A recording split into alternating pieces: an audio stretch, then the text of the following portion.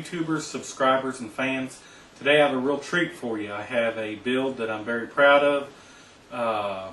I've had a couple hiccups. Every build has hiccups though. And you know, I think a lot of times people don't realize that, you know, one little thing is not right. It could delay the build for several days, and I'll go over what delayed this build for a few days. This is the first build that I've had with the new GTX580s with the 3 gigabytes of onboard memory, and you really can't tell a huge difference in performance between that and the stock 1.5 gigabyte versions with just a single monitor. Even at 2560 by 1600, which is what I'm testing with here, I couldn't tell a huge difference from using the 1.5 gigabyte cards in previous builds, and that's because I'm using 3 of them. But when you decide to set up the NVIDIA 3D surround and get several monitors, which is what the client here is going to do, you should be able to tell a real difference, because it'll fill up the memory with a lot of pixels, you know, which it'll be quicker access to what it needs to do. So I think the 3 gigabytes is a good way to go, especially if you're going to run more than one monitor, or if you're going to run less, you know, just maybe one card. You know, it would help on the 2560 by 1600.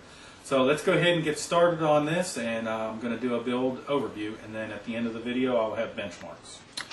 Okay, coming up on the build here, like from the hardware overview, you see we're using the Cooler Master HAF X case. And I'll tell you what, I've had kind of a love-hate relationship with this case during the build.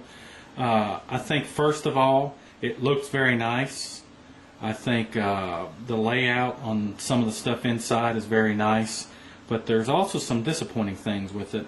And one of them is, if you look up front, these 2 bottom bays here are actually hot swap bays, and they're made that way, but they are very, very poor quality. And what I mean is I had installed everything, and I couldn't figure out why the 2 hard drives that I put in here weren't being noticed by the BIOS.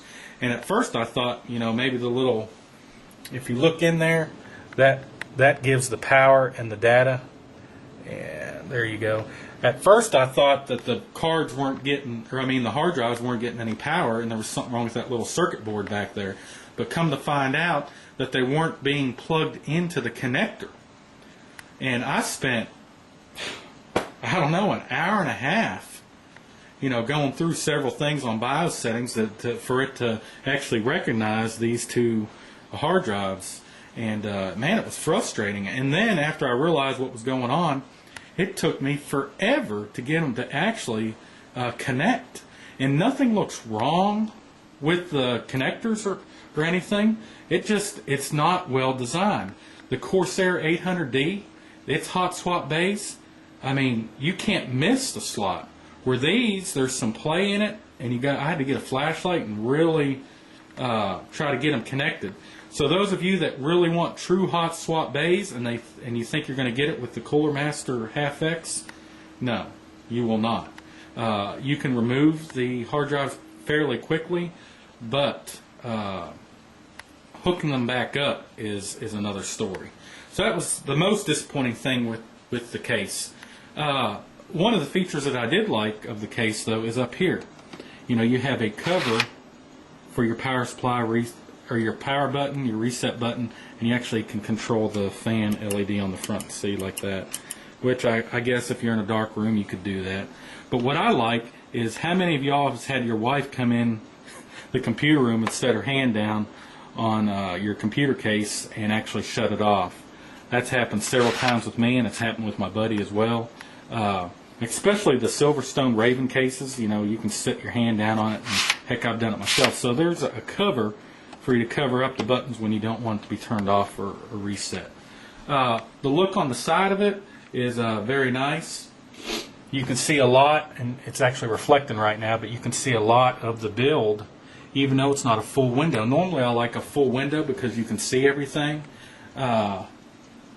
But this has a fan in there, which is really good functional wise, but you can't see everything. But as far as the design of the window, it does look fairly nice. going over to the other side, trying to ignore the 3K3U I have sitting here.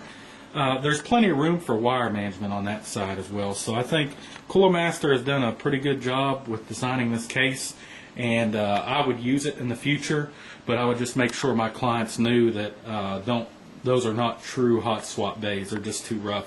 Because I don't think it was a problem with just this particular case. I think it's a problem with the design, to be honest with you.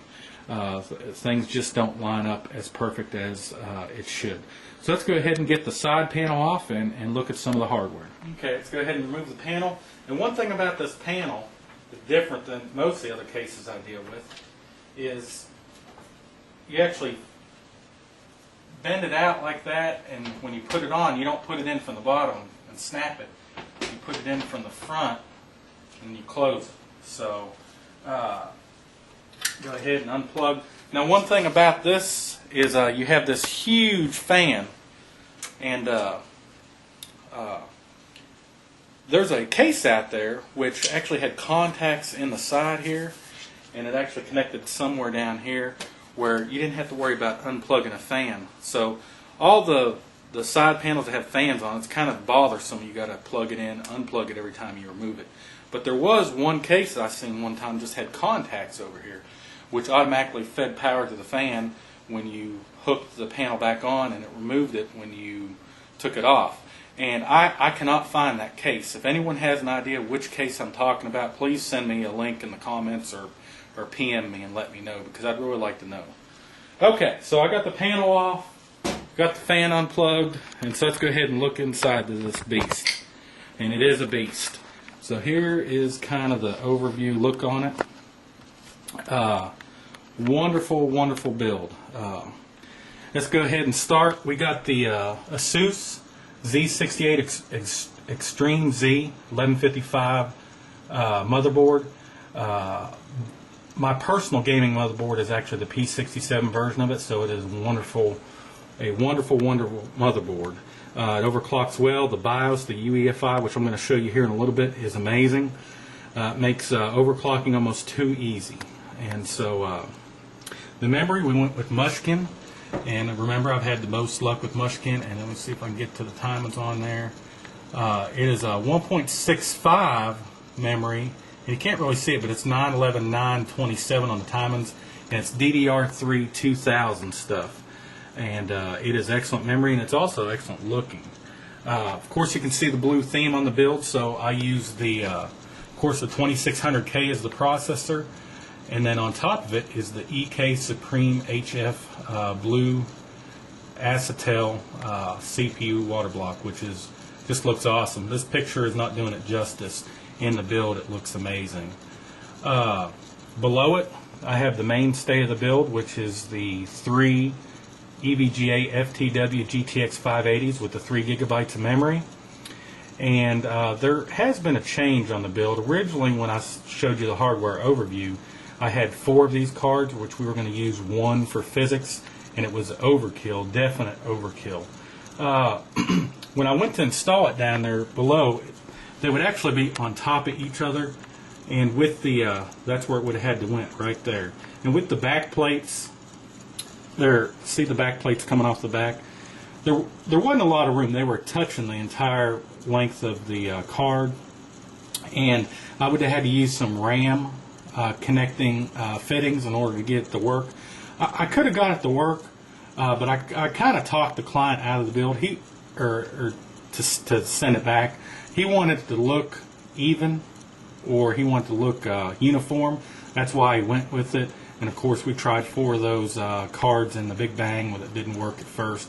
So there was reasons that he bought it, but I talked him out of, or I talked him into sending it back because I didn't like them touching, and then the RAM connectors I wasn't 100% happy with, and so we decided to send it back and use that money in order to buy the.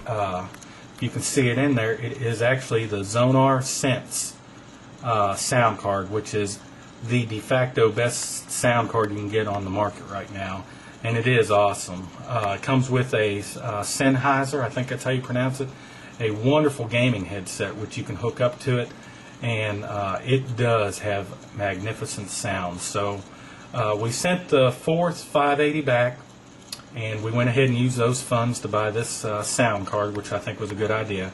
And what he's going to use right now, there's not a physics card in it.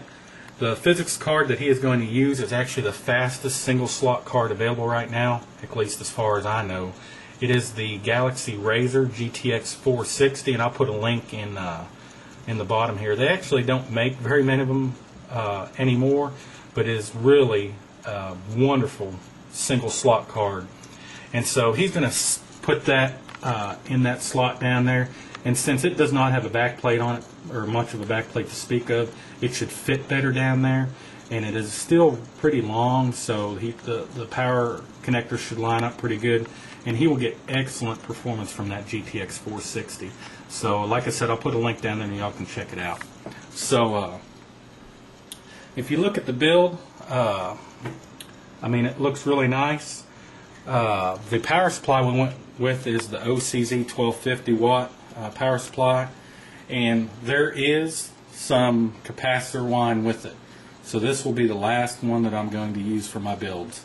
I think I bought 6 of them for various builds, and only two of them I think did not have the wind involved in it. And so I'm not going to use it anymore. I've told the client about the whining that it does. It's kind of a mild whine, like it would not record well, so I can't give you an example of what it sounds like. And it only whines when you're doing graphical stuff. So he'll make a decision on whether he wants to go for another one. I don't think it's worth sending it back to OCZ, because before I bought it, I'd called them, and they said, "Oh yeah, we got that worked out. Yeah, the ones on the market now shouldn't have the whine." Well, it does have the whine, so I'm pretty much done with their power supplies for now. And actually, that power supply was sent with the wrong connectors. I had to email them and get the proper connectors sent to me. So several issues with the power supply, and I think I'm about done with them on that. Okay, moving along here. For the hard drives, you can see it right there, is I have the operating system on this hard drive, which is the Crucial 128 gigabyte C300. We went with that, and we didn't want to RAID, because we got another C300 as a hot swap. We didn't want to RAID it because we wanted trim support. So the operating system is on that, and it's very fast. It's a Serial ATA 3.0 compatible, of course. And then the 2 hard drives up here, I have another C300 that he's going to use just to put games on, so they will operate very fast. And then for stuff that he wants to storage and archive, as far as pictures and movies and videos, there's a 2 terabyte Western Digital 7200 RPM black hard drive, which will be able to fit everything that he needs. I don't even think I have that amount of data in my own personal collection. Also installed down below is the Coolants internal unit, and this is not tied up yet. I'm going to fix this, and let's go over the reason that we're going to have one of the delays on the computer. Okay, so custom building computers is not as easy as what it would seem. Okay, so like I said, I've not tied up the wiring back there yet, and there's a reason for it, and it's because of this right here. Here is the temperature sensor that is going to the 3K3U. Out here, Coolants' new external unit, which is magnificent, by the way. It's a lot quieter than the previous versions. It can cool 1,000 more watts of heat. The design is a lot better. It's a straight-through design instead of the noisy. It used to have 5 80 millimeter fans in the back, and that is no longer the case. What the 3K3U does now is it uses 9 120 millimeter fans, so it's a lot quieter, and if you need it to cool a lot better, you can put the fans on high, and it is loud when the fans get spun up, but as you can tell right now, you can barely hear it running because I have the fans on 10%, and I'm telling you, it does excellent even at 10%. I think what the website states is the new 3K3U can cool as much as the old 2K3U at 20% fan setting with the old unit at 100%. So that kind of gives you the difference. And then you have the new temperature readout. And as you can see, there's a temperature number 2 is negative 12.6 C. And why is that? Well, that's this temperature sensor here. I've been buying this temperature sensor for the external coolant units for a couple years now, and it's always worked fine. Well, the new unit that they come out with uses a different temperature sensor. It's actually a 10K ohm temperature sensor, where the one that I have in it now is a 50K ohm. So it does not work, and that's why you see a negative readout. So if you buy the 3K3U, it doesn't tell you exactly which one you need, and so that is causing a 3-day delay because I had to order the proper temperature sensor. And so for this control unit, what I did for the client normally with the external coolant unit, I don't even install this. What I do is I just, there's a button on the outside of it that you can tell it to turn on and off, and so when you want the computer on, you turn it on, and when you want it off, you turn it off. Well, the client wanted the full protection that comes with the 3K3U, which means shutdown protection. It'll actually turn on with the computer, and so I actually use that module. And it has 3 temperature sensors, which I have one hooked up. See the ones with the blue? That's the correct 10K ohm piece. So I have inlet temperature, outlet temperature, and the one in the middle is supposed to be coolant temperature, which doesn't work. I'm waiting for the replacement. And then those 2 connectors right there are 2 different types of flow meters you can get for it. And we did not go with a flow meter because we're going with the visual flow meters there. I have 2 flow meters, and you can see them running right now. So I have 2 flow meters for the visual on the flow, and then I have inlet air temperature, outlet air temperature, and then the middle one I'm waiting for new is the coolant temperature. And so that all is transmitted to this screen on the 3K3U, and where he can read it right there, and that'll be fixed here pretty soon. But again, people don't realize building these computers, sometimes you run into snags, and I ran into a 3-day snag just because of the wrong thermocouple. So that gives you kind of an idea. Okay, another feature that I really liked with this case was this cover right here. You can see the wiring job that I did for the 3 GTX580s, and it looks superb in my opinion. And this covers up the bulk of the wiring, where I don't even have it going to the back. All I have is coming out that bottom slot there. So again, kudos to Cooler Master coming up with that design. I really like it. And this can actually slide back and forth, so if you need to cover up more wires or less wires, you can just move this back. Of course, I put it in the full position this way so you could see the OCZ power supply, and it gives you the full coverage. These quick disconnect slots for the hard drives work really well, so that's good. And let's see. For the optical drive, I went with the ASUS Blu-ray drive. It's a burner drive, and it does wonderful. I've used it for many of my builds, and I still got the cover on, plastic piece on it. And then here's the front panel. You got the USB 3.0, eSATA, which is not hooked up because you don't need it.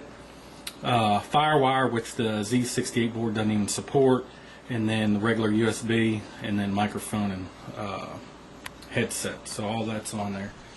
So overall, the build is really nice. Let's go ahead and talk about the cooling loop. Okay, if we go back to the 3K3U, I have quick disconnects back here. And for any build, I'm telling you, these are worth their weight in gold, and I keep saying that. I just hope they'll make them in black soon. So the outlet is the one right here, and the inlet, the return, is right there. So let's go around the other side of the computer and we'll follow the cooling loop. Now I did something a little different for this cooling loop. Okay, so up here is the inlet, and the inlet goes to the CPU block first, which is what you want to do, and it's mainly not because of the temperature, it's mainly because of the pressure. You want the highest pressure at the CPU block because CPU blocks are designed to be most efficient when it has the highest pressure. So I have the first part in the loop come in to the CPU block. It comes out of the CPU block and goes into the first flow meter. You can see it flowing there, and the flow meter is actually has a little filter in it, and so it goes down. Now if you look at the cards, normally I do a serial loop through these cards where I'd have one of these, but as you can see I got 2 of them. And so it's actually a parallel loop for the cards. And what that does is the heat picked up from one card does not multiply, and so this card will not run any warmer than the first card. So I went with a parallel loop, and so the water goes in this side of the cards. It goes through all three cards at the same time and comes out, and that's where my temperature sensor is. And then the water flows up this way, and it goes to the second flow meter, so you can see that it's flowing in and out of the cards. From there, it goes up here to the back slot, and then it goes back to the quick disconnect. So I think it's a very very tidy way to run the water. You got the highest pressure at the CPU, you have good flow at the end of the loop, and so you know everything's being cooled just fine. And I've run it through several benchmarks, and I've seen 50C is the highest temperature I've seen, and that's at overclock settings. The overclock settings for the cards I have are at 875 for the core and 2200 for the memory, or 2100, I can't remember. It's 22 or 2100 for the memory. Something else I will mention about the cards, and you can't see it too well here, is the actual EVGA logo lights up. There's actually an LED behind each of those logos, so EVGA did a good job on those cards. I got the three-way bridge. The case comes with the arrow slots, so you get some type of airflow through the back slots. So as you can see, the build turned out really well. I'm very pleased with it. The only negative about the build is, of course, the power supply whines a little bit. I don't think it's overpowering, but it's still annoying. And then the other part of the build that I'm not too hip on is that temperature sensor caused a 3-day delay. And but that should be remedied, because I'm going to have to break the water loop again in order to replace the new one. And then I'll tie up those wires down there and make it look right. So again, I think this build turned out really well. Let me think, am I missing anything? No, I don't think I am. So let's go ahead. I'm going to show you all a little clip from the BIOS, the UEFI, and then also we're going to do some benchmarks. So, okay, I kind of have a treat for you all today. What I'm going to show you on this, the BIOS here, this is the BIOS for the Z68 ASUS Maximus Extreme Z board. And as you can see, I have it set for 5 gigahertz. In the future, I may do an overclocking tutorial, but there are plenty of overclocking tutorials by other people on there. I just hadn't had the time to do it. What I did want to show you is what I do for clients, those of you that want to have an overclock system but are not sure how to do it. Especially with the newer boards, if I go to my tools down here, I can go to the ASUS overclocking profile. And if you look up here, these are all profiles that you can save on the motherboard itself. And so these will be available for the client. If you can get to this screen and decide which one you want to load up, you can have control over some of your overclocking features. So what I've done is, since I've overclocked it pretty heavily, I'm at 5 gigahertz and 1866 on the memory, because the multipliers don't work out to make the 2000. And you can't really overclock the front side bus anymore, the base clock or whatever you want to call it. What I have is I have a standard stock. So let's say I've tested this computer. It ran Prime 95 for 4 hours at 5 gigahertz. So in my mind, it's 100% stable. A lot of people run them for 48 hours and 72 hours. I mean, it's it's whatever you want to do. Usually if I can get through 4 hours at it, I call it stable. Now, that doesn't mean it's always 100% stable. So if I send a overclocked computer to a client and they have an issue with a certain program, what I've done is I've made these other profiles, which actually you can go in here and load the 4.6 gigahertz up and run it and see if that works or not. If that doesn't work, you can go ahead and load up the 4.6 gigahertz with the 1600 memory. And then I also have a 4.4 gigahertz at 1600 memory. And then I have everything standard at the stock clocks of the board. And what that does is I disable all the stuff that needs to be disabled, everything that you don't need, everything you don't use, so you have an efficient BIOS, but everything is stock. And so that's good for troubleshooting in case you're having blue screens or lockups. So when I send this to the client, I will go over, and actually he could watch this video and see what I've done. And so if normally he will run at the full overclock settings. but if he has a certain program that doesn't seem to want to run right, he can actually do his own troubleshooting, and I can work with him over the phone without actually him have to know what to do. And so what I'd have him do is to go in here and load up this one first, probably, and then see if it's a memory issue, or see if it's a CPU issue. And if that doesn't work, then I can have him load this profile up, which keeps the same clock speed on the CPU, but the memory's lowered, and that will tell us if maybe it's a memory issue with the program. And then this is like 4.4 gigahertz on a 2600K is pretty much nothing, and 1600 for the speed on the memory is nothing. So this should work. So it's kind of a fail-safe. And then this is the standard stock. If all else fails, we load that up. And what I mean by STD is what that says there is standard. That means I disable all the junk that you don't need, so it's an efficient BIOS. But for those of you that I build a computer for, I will do that exactly like you see here. And it actually has some profiles I left empty for him to experiment if he wants to experiment. You can go in there, change the settings around, see how it works. If it doesn't work, all you have to do is go back and load up one of the ones that I've done, and then you're back to 100% operation. So I think ASUS does a great job by saving these on here, and I think EVGA, they have profiles too, but you can't call them anything. It's like profile 1, profile 2, and you got to write down on the tablet what is what. But ASUS actually has it where you can actually type in what the profile is. So excellent work, ASUS. So, but yeah, that's how I will set up the BIOS normally for a client build, for especially the UEFI BIOS versions. Okay, so let's go ahead and let's look at some benchmarks on this beast.